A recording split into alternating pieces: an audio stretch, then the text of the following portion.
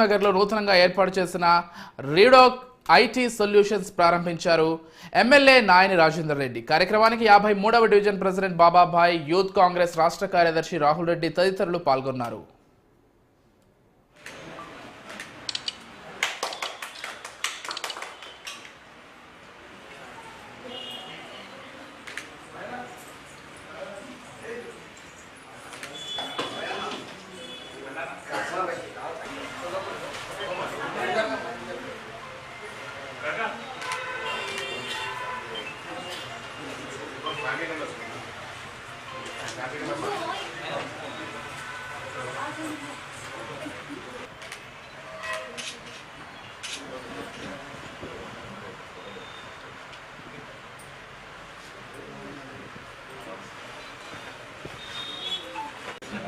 తెలంగాణలో హైదరాబాద్ తర్వాత అతిపెద్ద నగరం వరంగల్, హన్మకొండ.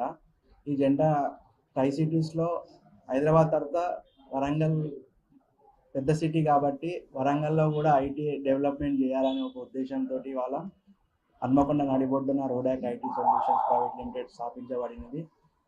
ఇక్కడ మా కంపెనీలో first data entry, chat, email projects తోటి స్టార్ట్ చేసి ఫ్యూచర్లో ఐటీ సైడ్ ప్రాజెక్ట్స్ కూడా తీసుకొచ్చి వరంగల్లో నిరుద్యోగులకు ఉపాధి కల్పించాలనే ధ్యేయంతో నేను ఇవాళ ఈ కంపెనీ స్థాపించడం జరిగింది.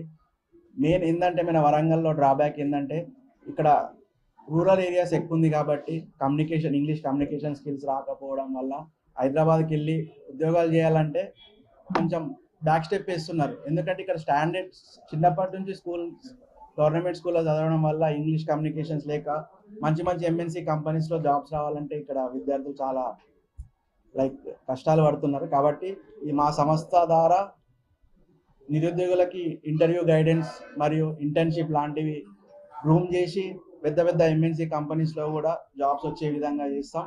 ప్లస్ మన కంపెనీలో డేటా ఎంట్రీ ప్రాజెక్ట్స్ కానీ, ఈమెయిల్ చాట్ ప్రాజెక్ట్స్ కానీ చేపించి ఇక్కడున్న లోకల్ క్యాండిడేట్స్కి కూడా ఉపాధి కల్పించడానికి ట్రై చేస్తున్నాం.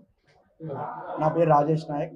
దీనికి ఫౌండర్ అండ్ సిఇఓ నేను. ప్రెజెంట్ స్టార్టప్ కంపెనీ కాబట్టి ఒక 5-6 మెంబర్ స్టాఫ్ తోటి స్టార్ట్ చేస్తున్నాం. ముందు చాలా ప్రాజెక్ట్స్ ఎక్కువ తీసుకు.